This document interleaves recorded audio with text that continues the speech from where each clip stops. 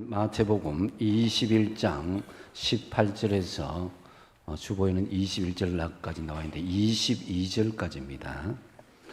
마태복음 21장 18절에서 22절 말씀 신약 35면에 있습니다.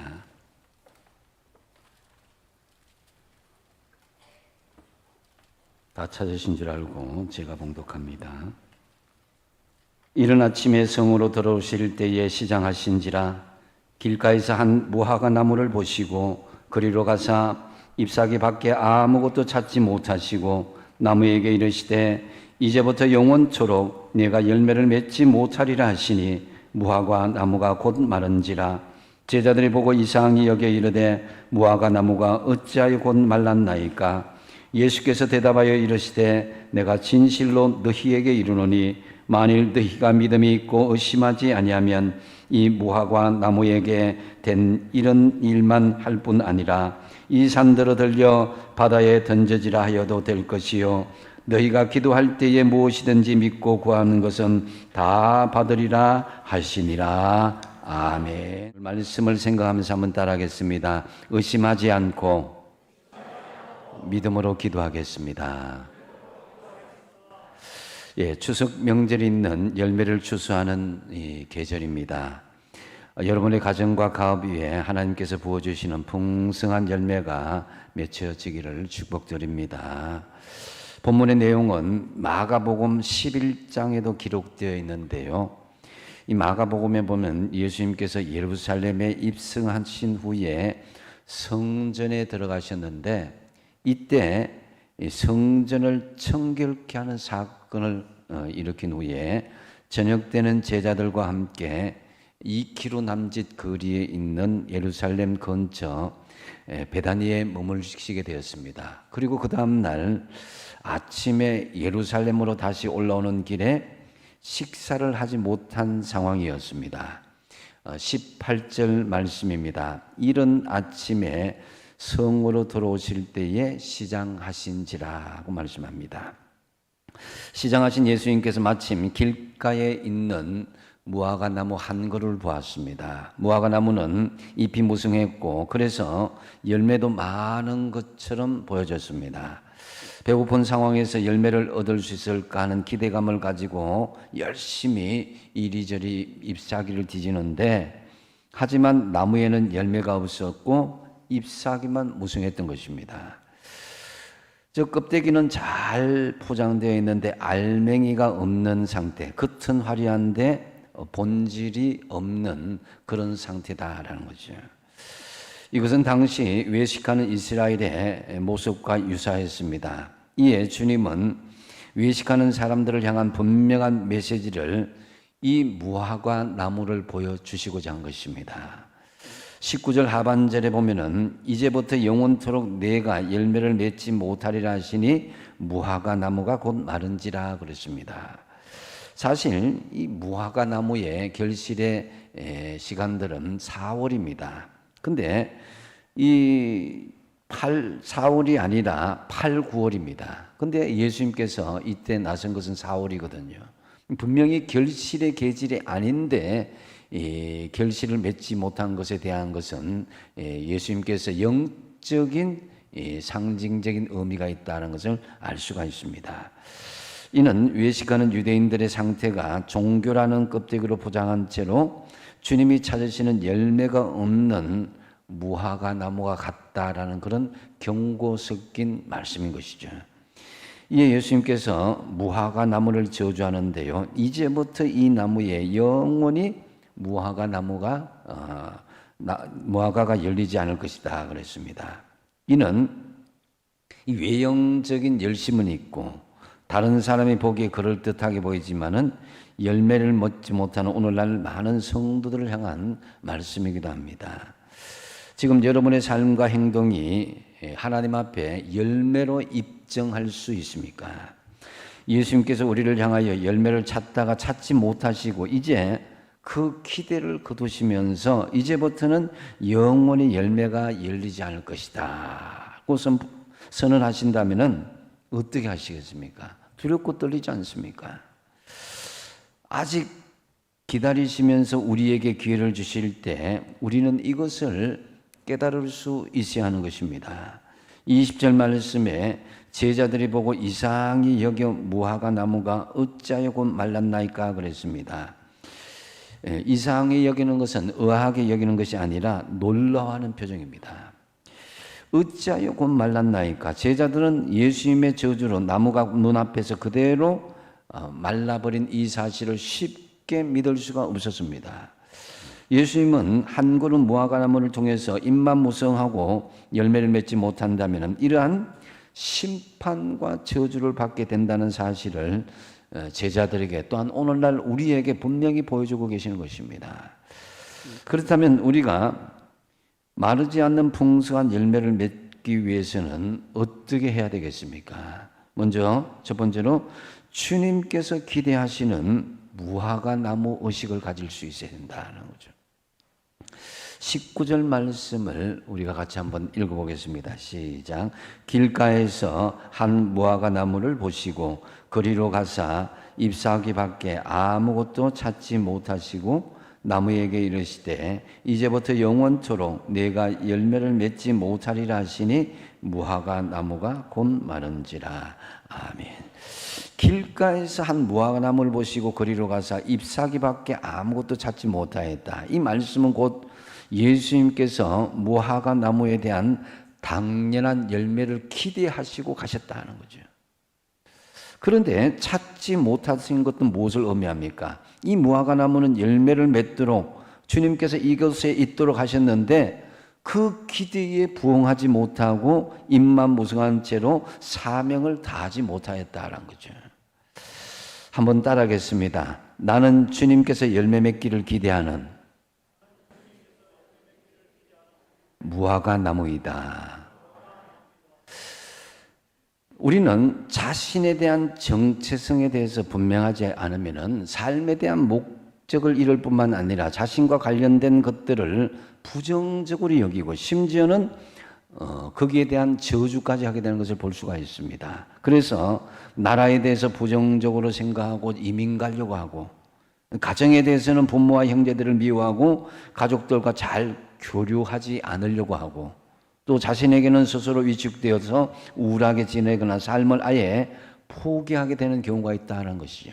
자신의 정체성을 잘 깨닫지 못하고 자신의 어떤 사명을 깨닫지 못할 때 이런 일이 생기는 것입니다. 그렇기 때문에 우리나라는 물론 가정과 자신에 대한 분명한 정체성을 가지고 삶의 의미와 목적도 보다 긍정적으로 성취할 수 있어야 된다는 거죠. 특히 예수 믿는 사람이 자신의 정체성을 모르고 교회를 다닌다면 자신은 물론 교회 공동체 더 나아가서 사회에서도 지탄의 대상이 될 수가 있다는 거죠. 안타까운 것은 한평생 교회를 다니면서도 성도가 이 땅에 존재한 이유를 모른 채 다니는 사람들이 적지 않게 있다는 거죠.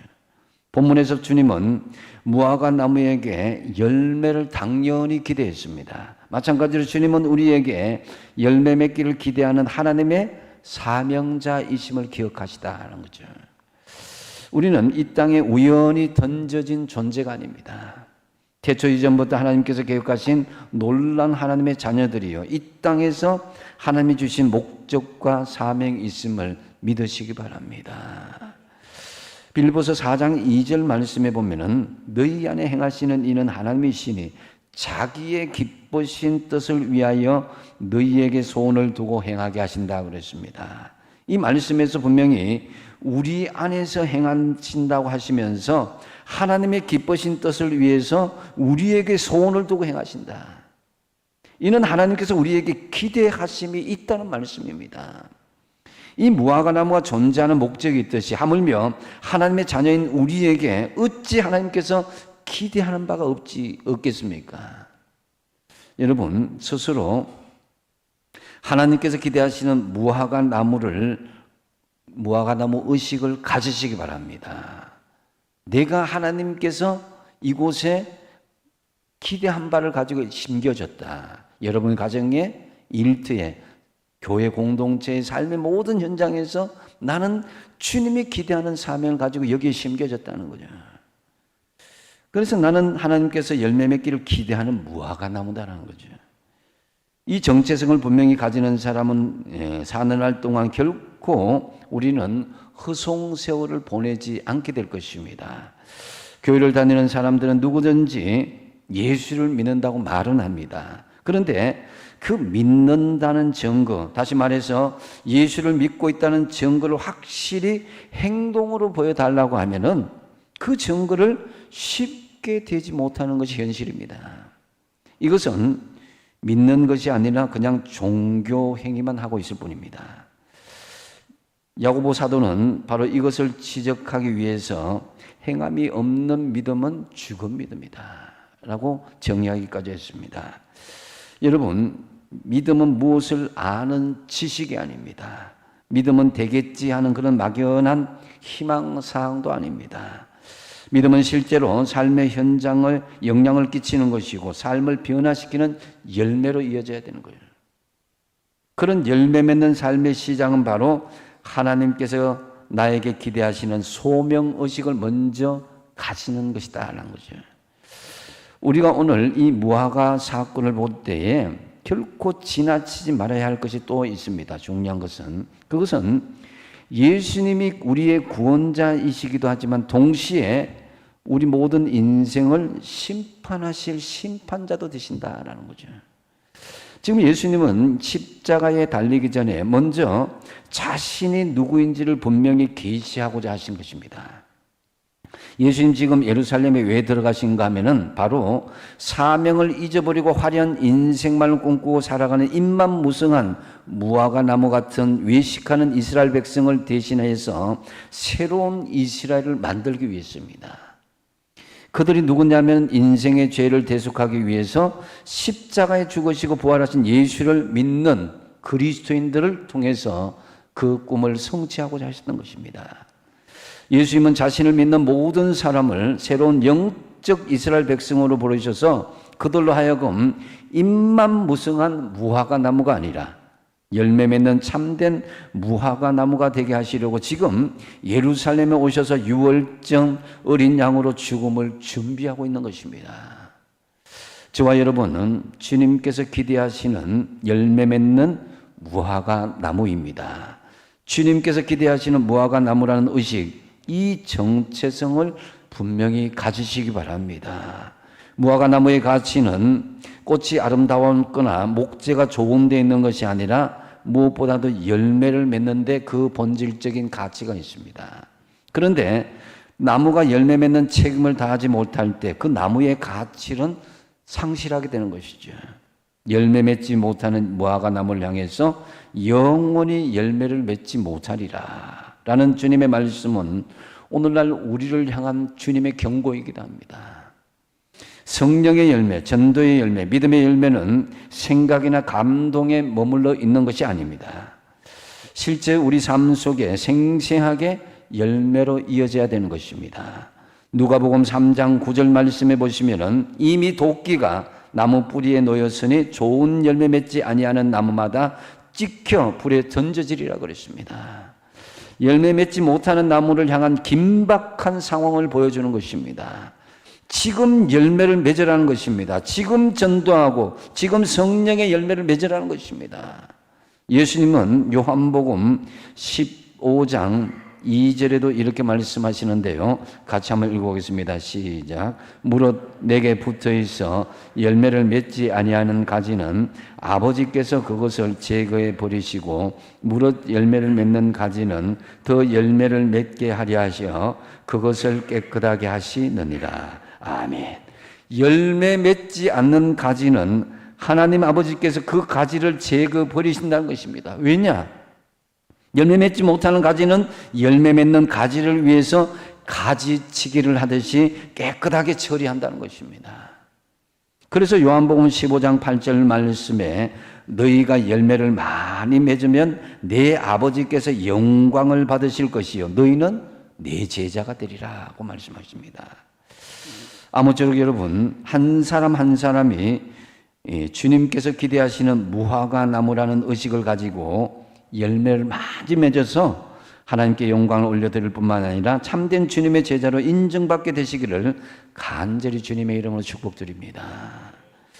그리고 마르지 않는 풍성한 열매를 우리가 계속 맺기 위해서는 의심하지 말고 믿고 선포하라는 것입니다.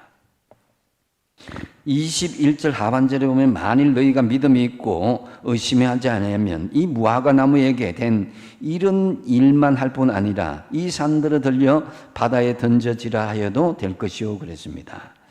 예수님은 무화과 나무가 어찌하여 죽었습니까? 라고 제자들이 물었을 때에 조금은 생뚱맞은 대답을 하십니다.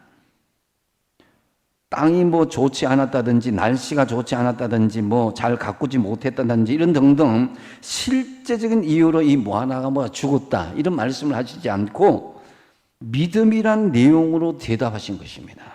무슨 말이냐면은 믿음이 중요하다라는 거죠. 무성한 나무는 잎이 아니라 그 안에 있어야 될 믿음의 열매가 중요하다는 거죠. 여러분, 산이 바다로 옮겨진다는 것은 저도 참 장담하고 믿기 어려운 말씀입니다. 이는 도무지 내가 해결할 수 없는 것, 전혀 불가능하게 보이는 것, 이런 것들이 다 산인 것이죠. 우리들의 문제, 환난과 시험과 고난, 이런 것을 우리는 산에 비유합니다. 사실 우리에게 개인적으로나 가정적으로나 교회적으로나 다 우리가 넘지 못할 산들이 있습니다. 작은 산도 있고 큰 산도 있고, 그런데 이 산이 아무리 노력해도 없어지지 않습니다. 하지만 주님께서는 이 산들을 믿음으로 이겨낼 수 있다는 것입니다. 그런데 여기서 이 믿음의 중요한 전제를 말씀하고 계시는데요, 그것은 의심치 말라는 것이다. 야고보서 1장 6절 7절에 유사한 말씀하시는데요, 같이 한번 읽어보겠습니다. 시작. 오직 믿음으로 구하고 조금도 의심하지 말라. 의심하는 자는 마치 바람에 밀려 요동하는 바다 물결 같으니 이런 사람은 무엇이든지 주께 얻기를 생각하지 말라. 할렐루야. 믿음으로 구한다는 것은 하나님에 대한 약속에 대한 신뢰를 보여주는 것이다. 어떤 어려움을 만나든 간에 그 속에서 하나님의 선하신 뜻이 있다는 것을 의심하지 않는 것이다 라는 거죠. 의심하는 자는 마치 바람에 밀려 요동하는 바다 물결 같다고 그랬는데요, 파도 치는 모습을 한번 생각해 보십시오. 그래서 바람에 따라 이리 왔다 저리 왔다 이런 사람, 그것이 바로 의심하는 사람이다 라는 거죠. 하나님을 의심하지 마시고 전능하시고 모든 만물을 주관하시는 하나님을 믿으시기 바랍니다. 여기서 또 중요한 것은 의심하지 말고 믿었다면은 그것을 믿음으로 선포하라는 것이라고 말씀하고 있습니다. 우리가 문제를 향하여서 명령할 때 당장은 아무 일도 일어나지 않는 것처럼 보이지만은 보이지 않는 영적 세계에서는 엄청난 일이 일어나기 시작하는 것입니다. 하나님께서 우리의 전쟁을 대신 싸워주신다는 거죠. 하늘의 천사들이 바삐 움직이며 하늘의 명령을 받아서 우리 앞에 넘기 힘든 산들을 치우기 시작한다는 거죠. 돌파구가 열리고 치유가 일어나며 은혜의 강물이 밀려들기 시작합니다. 우리 힘으로 해결할 수 없던 문제가 기적같이 하나하나 해결되는 것입니다. 이처럼 우리가 예수님을 믿고 우리 앞에 놓인 이 산에게 선포하면은 믿지 못할 일들이 일어나기 시작한다는 거죠. 내 앞을 가로막고 있는 고난의 산, 슬픔과 아픔의 산, 또한 육체의 그런 질병의 산, 경제적으로 어려움의 산들, 깨어진 관계의 산들, 실패와 좌절의 산들에게 나사렛 예수의 이름으로 당당하게 믿음으로 선포하시기 바랍니다. 시편 118편 17절에 이렇게 말씀합니다. 내가 죽지 않고 살아서 여호와께 하시는 일을 선포하리로다 그랬습니다. 이 믿음의 선포는요, 정말 우리 속에 믿음의 확정이 없이는 선포할 수가 없어요. 자신이 없으면 그렇게 할 수 없다는 거죠. 여러분, 조금 어렵더라도 믿음의 선포하는 것, 이것에 대해서 마음으로 같이 믿음으로 선포하는 것을 연습 한번 해보겠습니다. 우리의 믿음의 선포로 하나님의 기적을 체험하시기 바랍니다. 한번 따라하겠습니다. 나의 모든 문제가 들리어 바다에 던져질지어다. 질병아 예수님의 능력으로 치유될지어다. 사탄아 예수님의 십자가의 보혈의 능력으로 명하노니 물러갈지어다. 나는 저주받은 자가 아니라 축복받은 사람이다. 예수 안에 있는 나에게는 결코 정죄함이 없다. 주님이 사망 권세를 이기고 승리하셨듯이 나도 이 고통을 이기고 승리할 것이다. 예수의 이름으로 승리를 얻을 줄 알고 선포하노라. 아멘. 아멘.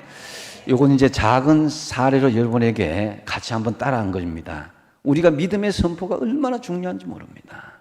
이것은 우리가 확고한 믿음의 결단이 없으면요, 이 말이 나올 수가 없어요. 기도하고도 말씀을 듣고도 그게 되겠나 하고 지나쳐 버리는 경우도 있는데요. 이 우리가 구체적으로 믿음의 선포가 참 중요한 거예요.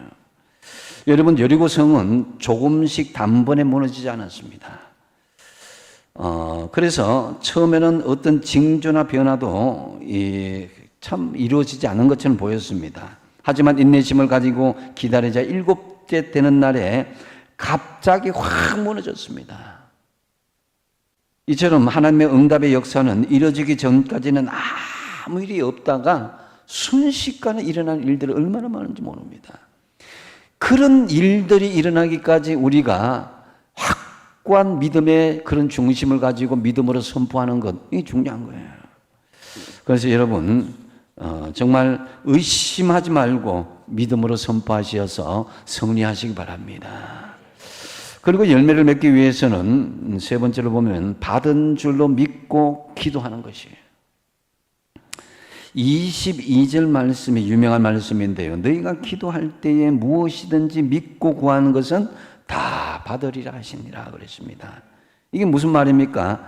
믿고 기도하는 순간 이미 응답받은 것을 믿어야 그대로 된다는 것입니다. 많은 사람들이 하나님께 기도하지만 응답을 받지 못할 때가 참 많이 있습니다. 그러다 보니까 기도에 힘을 얻고 잃어버리고 방황하는 경우가 있죠.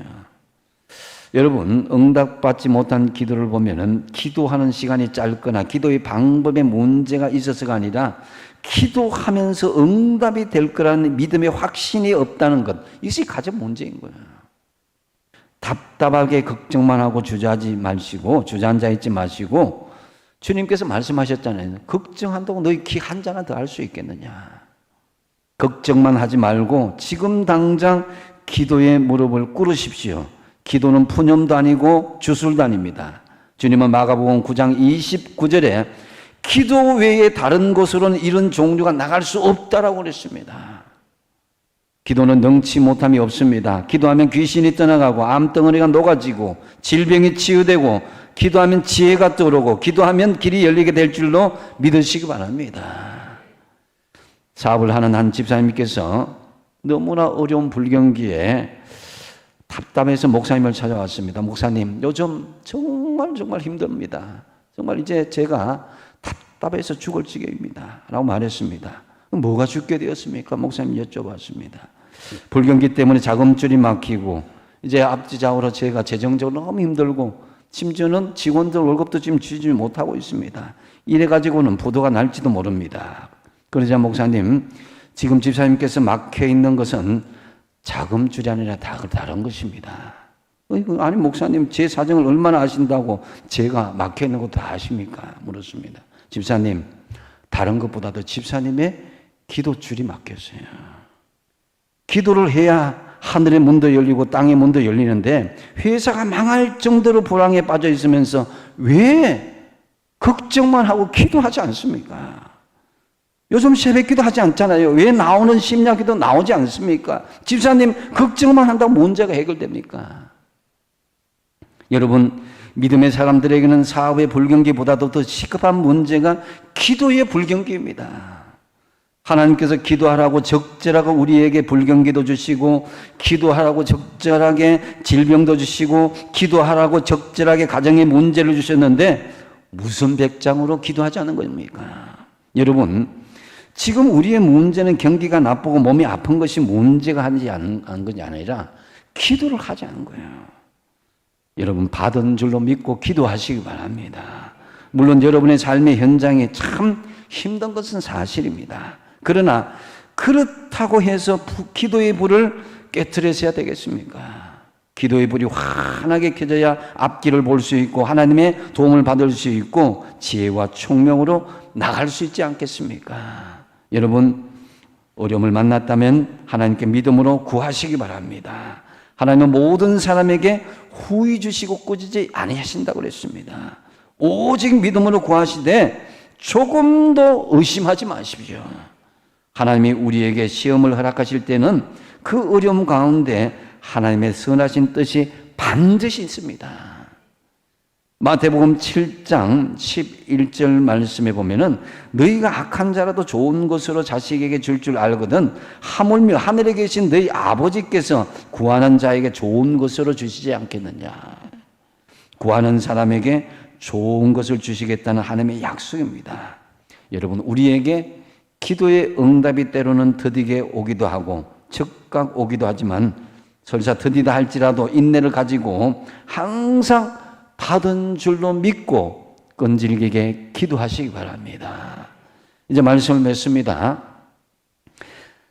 43절에 이렇게 말씀합니다. 한번 읽어보겠습니다. 시작. 그러므로 내가 너희에게 이르노니 하나님의 나라를 너희는 빼앗기고 그 나라에 열매 맺는 백성이 받으리라. 아멘. 이 말씀으로 주님께서 이 장의 말씀을 경고하십니다. 이는 열매 없는 자는 구원받지 못하고 저주 아래에 들어가고 열매 맺는 자만이 하나님의 백성으로 하나님의 나라를 유업으로 받게 된다는 말씀인 것입니다.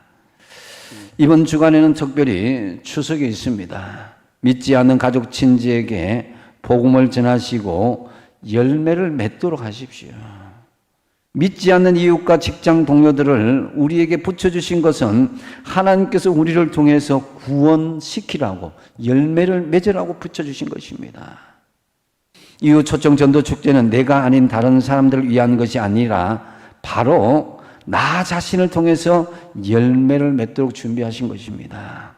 이번 기회에 꼭 전도 대상자를 품고 열매 맺기를 간절히 기도하시길 부탁드립니다.